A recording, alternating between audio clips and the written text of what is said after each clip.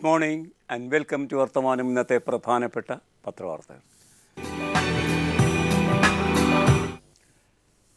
പാർലമെൻറ്റിൻ്റെ മഴക്കാല സമ്മേളനം നമ്മുടെ ഓർമ്മയിലുണ്ട്. 18 ദിവസം നീണ്ടുനിന്ന ആ സമ്മേളനമുണ്ടല്ലോ. ആ സമ്മേളനം പൂർണ്ണമായും അലങ്കോലമാവുകയുണ്ടായി.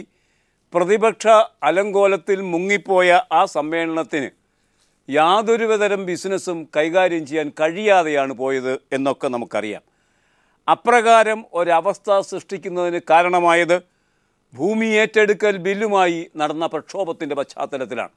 കോൺഗ്രസും CPM-ഉം അതിനെതിരെ പ്രക്ഷോഭം നടത്തിയിരുന്നതുകൊണ്ട് ആ പ്രക്ഷോഭം പാർലമെൻറ്റിനകത്തുകൂടി വ്യാപിപ്പിച്ചതുകൊണ്ട് പാർലമെൻറ്റിന് അതിൻ്റെ ബിസിനസ്സും നടപ്പാക്കാൻ കഴിഞ്ഞില്ല. ഏതായാലും ഒടുവിൽ BJP-യുടെ ആഭിമുഖ്യത്തിൽ വന്ന ഭൂമി ഏറ്റെടുക്കൽ നിയമമുണ്ടല്ലോ, ആ നിയമം പിൻവലിക്കപ്പെടുകയാണ് ഉണ്ടായത്.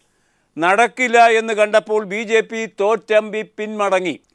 നേതൃത്വം എതിരഭിപ്രായം പറഞ്ഞിട്ടില്ല, പിടിവാശിയില്ല എന്നും സുധീരൻ. കോൺഗ്രസ് പുനഃസംഘടനയെന്ന തുടർ പ്രക്രിയയുമായി മുന്നോട്ട് പോകുന്നതിന് നിന്ന് തനിക്ക് വിലക്കില്ലെന്ന് KPCC പ്രസിഡന്റ് VM സുധീരൻ.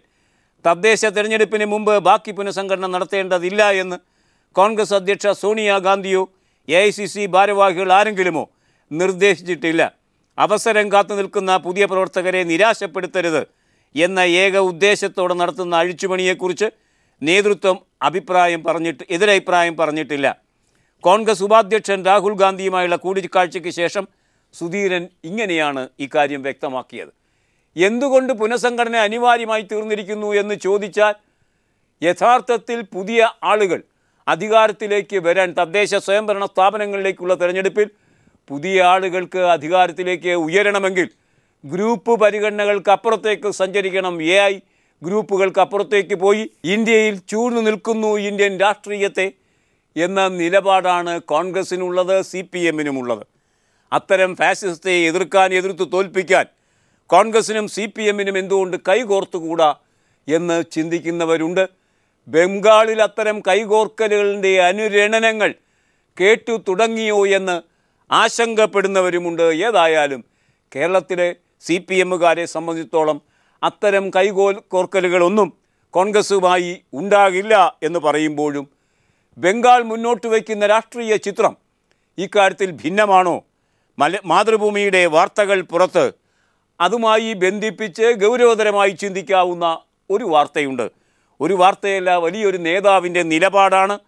ആ നേതാവ് പഴയ ലോക്സഭാ സ്പീക്കർ സോംനാഥ് ചാറ്റർജിയുമാണ്. 2010 നടന്ന തദ്ദേശ സ്വയംഭരണ സ്ഥാപനങ്ങളിലേക്കുള്ള തെരഞ്ഞെടുപ്പ്, ആ തെരഞ്ഞെടുപ്പിൻ്റെ ഏറ്റവും വലിയ സവിശേഷത ചരിത്രത്തിലാദ്യമായി തദ്ദേശ സ്വയംഭരണ സ്ഥാപനങ്ങളിലെ ചരിത്രത്തിലാദ്യമായി കേരള രൂപീകരണത്തിന് ശേഷം UDF ഭൂരിപക്ഷം കരസ്ഥമാക്കിയ തെരഞ്ഞെടുപ്പായിരുന്നു അത് എന്നാണ്. കോൺഗ്രസ്സിന് വലിയ മുന്നേറ്റം സംഭവിച്ച തെരഞ്ഞെടുപ്പായിരുന്നു അത്. രണ്ടാമത് തദ്ദേശ സ്വയംഭരണ സ്ഥാപനങ്ങളിലേക്കുള്ള തെരഞ്ഞെടുപ്പ് അതിനുശേഷം വരുന്നു. അതിനെ കേന്ദ്രീകരിച്ചുള്ള വാർത്തയാണ് ദേശാഭിമാനി എന്ന പത്രം ഇന്ന് ലീഡ് വാർത്തയാക്കിയിരിക്കുന്നത്. ഈ തെരഞ്ഞെടുപ്പിൽ എന്ത് തരം നിലപാടാണ് CPM-ൻ്റെ ആഭിമുഖ്യത്തിലുള്ള LDF കൈക്കൊള്ളാൻ പോകുന്നത്? കോൺഗ്രസ് മുന്നണിയോടുള്ള സമീപനം എന്തായിരിക്കും? BJP-യോടുള്ള സമീപനം എന്തായിരിക്കും? ഇത്തവണ തെരഞ്ഞെടുപ്പിനെ നേരിടുമ്പോൾ അടവുപരമായി എന്തെല്ലാം നിലപാടുകളാണ് LDF എടുക്കാൻ പോകുന്നത്? കോടിയേരി ബാലകൃഷ്ണൻ CPM-ൻ്റെ സംസ്ഥാന സെക്രട്ടറി അതുമായി ബന്ധിപ്പിച്ച് ഒരു പത്രസമ്മേളനം നടത്തുകയുണ്ടായി ഇന്നലെ തിരുവനന്തപുരത്ത്. ആ പത്രസമ്മേളന വാർത്ത ദേശാഭിമാനി ലീഡാക്കുമ്പോൾ ഈ വക കാര്യങ്ങളാണ് കൂടുതലും ചർച്ച ചെയ്യപ്പെട്ടിരിക്കുന്നത്. 2015 തദ്ദേശ സ്വയംഭരണ സ്ഥാപനങ്ങളിലേക്കുള്ള തെരഞ്ഞെടുപ്പിൽ കഴിഞ്ഞതേതിൽ നിന്ന് വ്യത്യസ്തമായി എപ്രകാരമാണ് കോൺഗ്രസിൽ നിന്നോ UDF-ൽ നിന്നോ ഭൂരിപക്ഷം ഏറ്റെടുക്കേണ്ടത് എന്ന നിലയ്ക്ക് ചിന്തിക്കുന്നു കോടിയേരി ബാലകൃഷ്ണൻ. ഷാജിയാണ് വെള്ളാപ്പള്ളിജിയെ കണ്ടത് എന്നും വാർത്തയുണ്ടായിരുന്നു.